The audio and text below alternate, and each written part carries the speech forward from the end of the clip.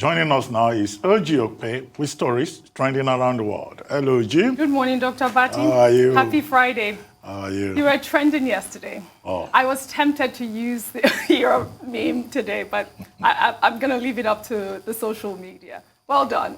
Thank you. Good morning, Tundun. How are you? Send it to me, please. I will. I'm doing that immediately after the show. Yes, I will. It was so good. I have to say. Really well done. Good morning, Rufai. How are you? Hi, good morning, Audrey. How are you? I'm doing well, thank you. Yeah, great. Good morning to you, viewers. We begin what's trending in Nigeria. As the government continues to recover COVID-19 palliatives looted in the aftermath of the NSAS protest, reports and images of a Lagos State lawmaker, Mojisola Alli-Macaulay, using palliatives donated by the Coalition Against COVID-19 as souvenir have been making the rounds on social media. The reports started circulating after the lawmaker had accused many Nigerian young people of being high on drugs during plenary at the Lagos State House of Assembly on Monday. Well, let's take a listen to that part of her speech before we take some reactions. Look at the children these days, the youths. I like your submission, Mr. Speaker, that it is not unemployment that should be the bane or the reason why youths will come out and begin to misbehave. There are unemployments in so many countries of the world, even in the United States. I schooled in the UK, and I saw a lot of young people who were not employed, but they didn't become hoodlums. Why can't we look inwards and look for solutions to our problems? Why can't the young people look within themselves, look for their talents? Even if as graduates, what stops you from becoming a designer or a professional tiler or what have you, and make a brand of it?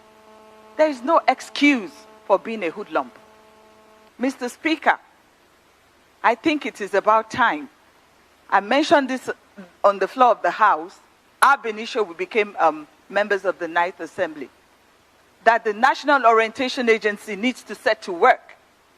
We need to begin to orientate our young people. They need people who can talk to them from time to time. They are high on drugs all the time, most of them. They go to social media, they do all sorts of things. I'm even scared to give my young children phones because I'm scared I don't know what they would see on the social media. It's that bad.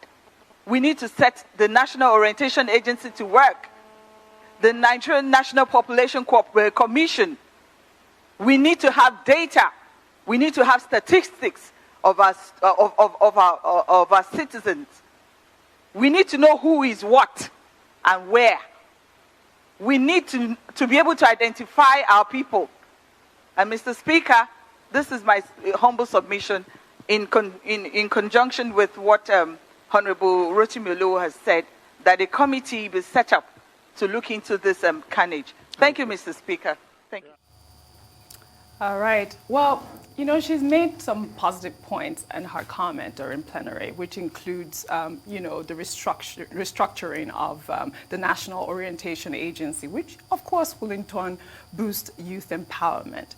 But the point about generalizing the Nigerian youth, as, you know, I mean, there's no basis for her claim. There's not been any research to back her claim to show that most Nigerian youth are on drug. And then the issue of the COVID-19 palliatives that have been trending and circulating on social media, everyone is outraged about that. And everyone wants to know if she really, really used those COVID items for her souvenir. I'll take a question before we discuss from a user who wrote, "Good morning, Ms. Macaulay. Could you please kindly do justice to my question by saying yes or no to the allegation laid against you? Honorable Mojisola Alli-Macaulay, did you by any chance, directly or indirectly, share COVID palliatives as your birthday souvenir recently or not?" Tundun. Well, that's a very good question. Yeah. Because this reminds us of that lawmaker who said that he was hoarding the palliatives to give them out on his birthday. It's got nothing to do with his birthday. It's about aiding the most vulnerable in our society. If you want to give out birthday party favors, you go and you buy that. But to her point, and that sweeping statement and that sneering contempt for the youth, I think what she was trying to express is valid, that there is a drug abuse problem in society. Which we but talked we about must too, avoid yes. sweeping statements. And overemphasis on individual responsibility, which is obviously a factor in the destiny of each individual. But we must also look at the environment. It's the duty of a government to create an enabling environment. An individual can only do so much. There are economic factors, there are social factors that prevent people from getting to their full potential. And sometimes it's out of frustration when those factors do not work in the individual's favor that they might turn to substance abuse. So I think a little bit more compassion would have been in order. That seemed somewhat judgmental in the tone, in the way it came across. So that's the outrage all over social media. Yes, Everyone it seemed a bit upset judgmental. And that. according to the Nigerian Bureau of Statistics, the last survey about drug use in Nigeria placed it at 14.4% in adults. That is not the majority, That is not surely. the majority. There's no evidence to back up that yesterday claim. obviously was a bad day Yeah. for the Lagos State House of Assembly. As I said earlier, when we were discussing Desmond Elliot, when Rotus Odiri drew attention to, his tweet. Now, it wasn't just this lawmaker, Mojisola Alli-Macaulay, representing Amuward of LCDA Constituency 1, that got into trouble. Desmond Elliot and even the speaker.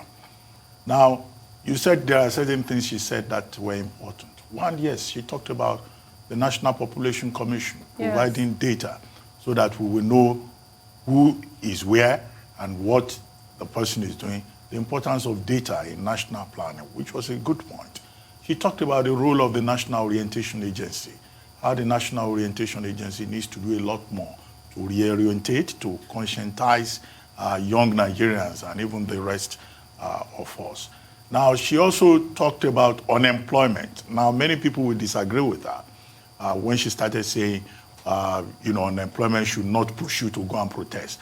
With an unemployment rate of 27.1, with the bulk of the unemployed being young people, graduates who have no certificate, who have certificates but have no jobs, then of course that you can link that to social tension, but you can argue with her over that. But where she spoiled it, where she ruined it, was she was now saying, look, young Nigerians should look inwards, that you can choose to be a designer or you choose to be a tiler. And people were saying, wait a moment, will you allow your own son to go and be a tiler? That was one point of objection to her.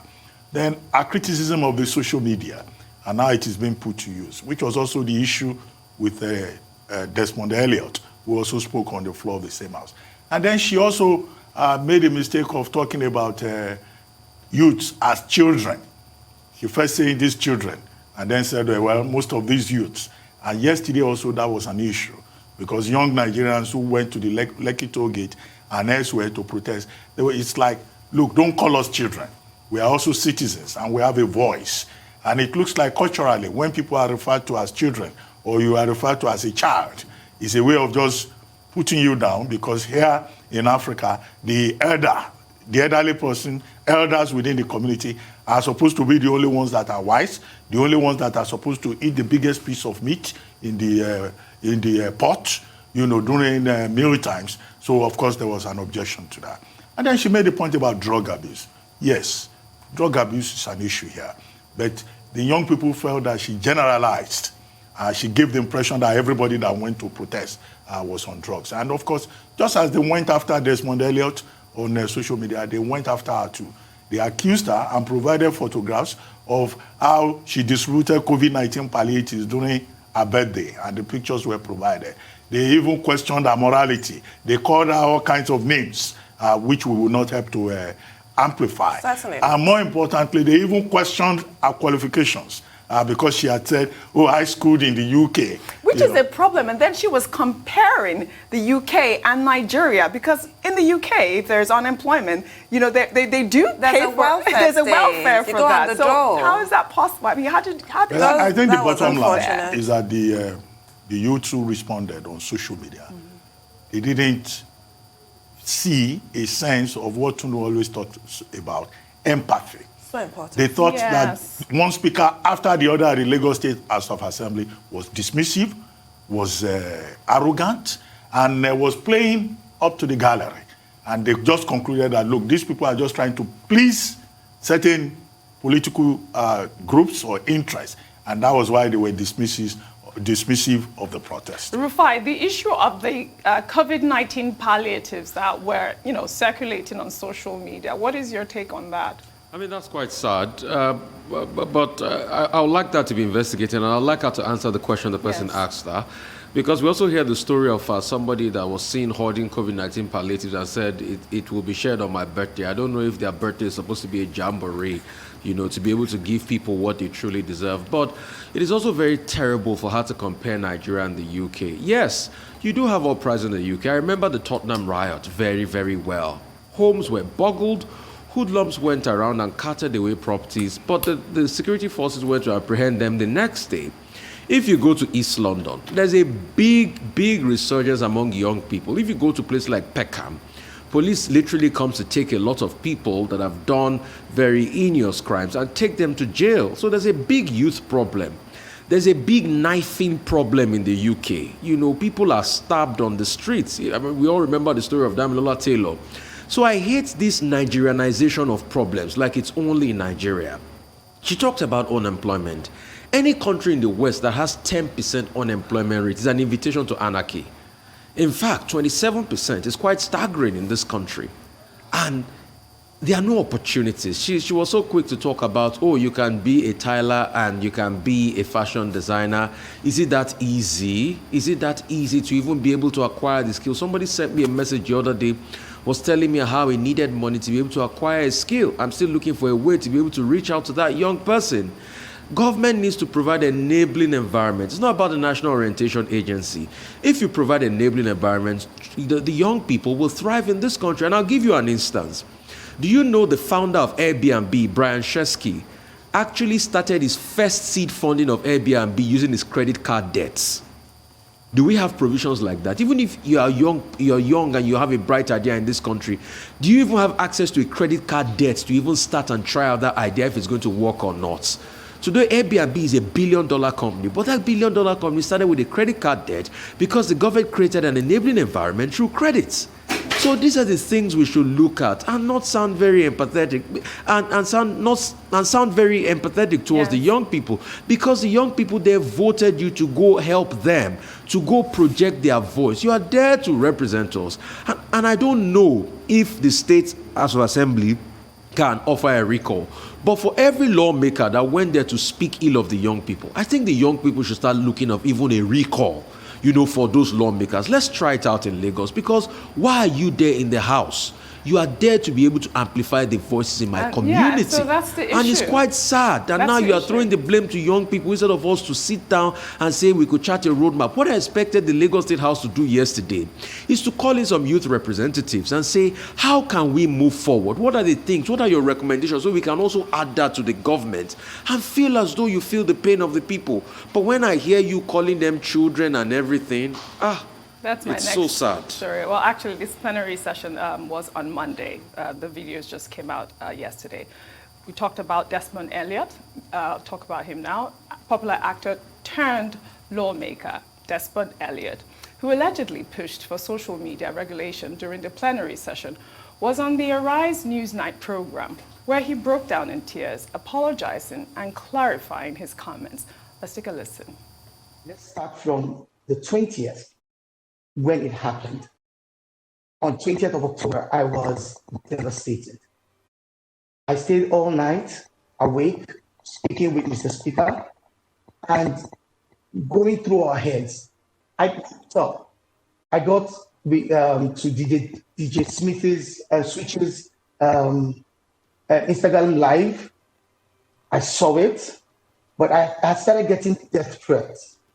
So I logged out because the threats were about, you had sent army to go and kill us. And I'm like, oh my God, the thing is changing. It's not about that. So when I got to plenary on Monday, it was the whole emotions that went through. And I saw people killing people. I saw people running away with things. What I saw was heartbreaking, because the mothers, they were there. And they were there. I saw people who said they stayed 35 years of their life. And things the mobsters couldn't take away. destroyed. And it was just a whole lot going on, and the mothers were saying, lots of them were women. Some had their daughters because there was no job. They had their daughters, standing in their stead, and they're like, what are we going to do? And we're just all feeling bad. The actor also apologized for calling Nigerian youth children via Twitter. He wrote, I have read your honest feedback and suggestion. I sincerely apologize for addressing the youth as children. I did not mean to be insensitive with this. It was born out of the magnitude and destruction and looting of businesses I witnessed when I went on a tour of my constituency. Tundu.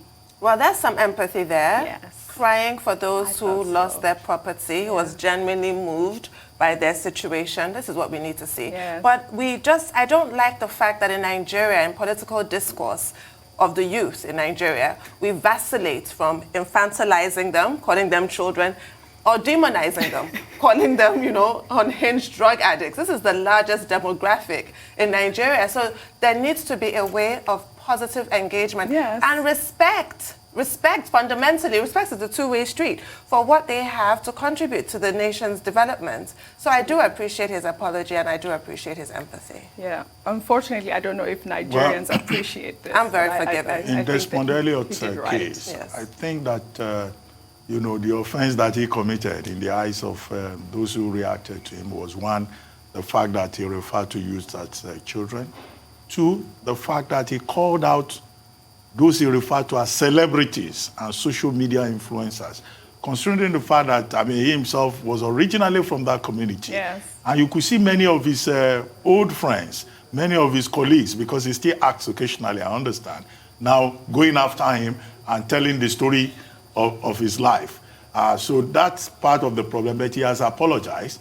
And I think he should be left at that level because he said he was overtaken by emotions, considering the extent of the damage that he saw.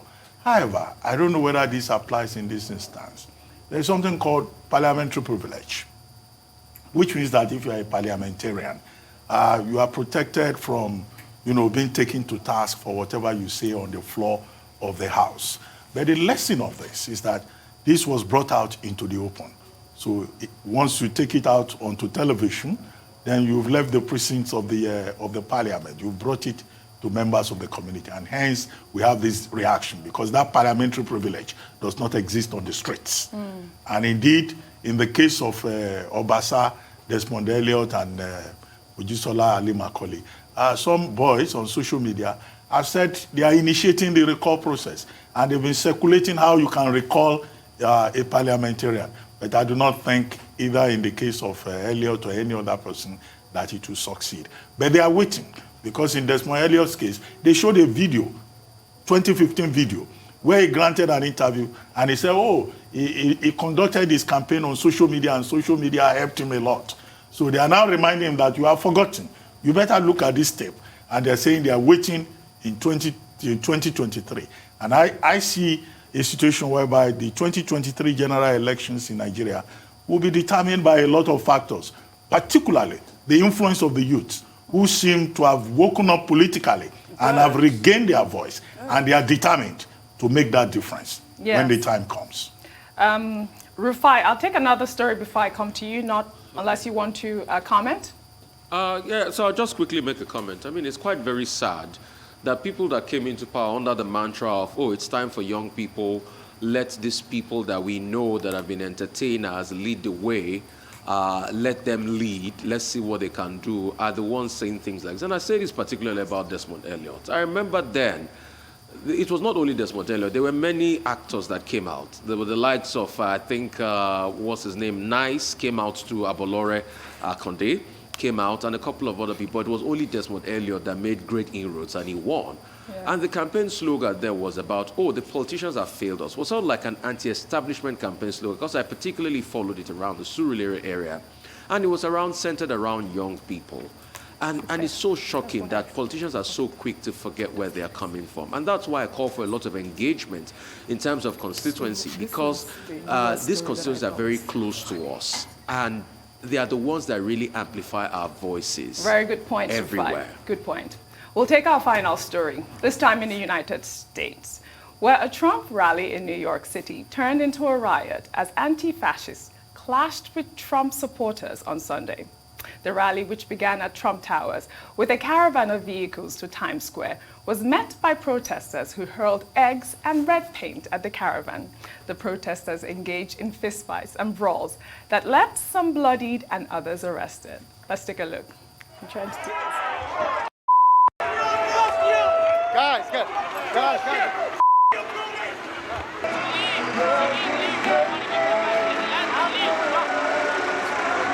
Text message photos. Yes. Good job, man.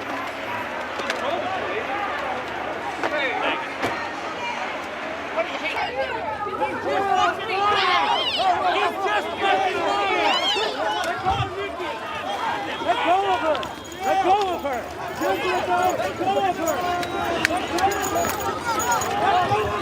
I want the one hat. You want my daughter's hat? This one right here. This one. I haven't done anything. That's what. I told him after. He hasn't done shit. I haven't done anything. I haven't done anything. Out. What's up?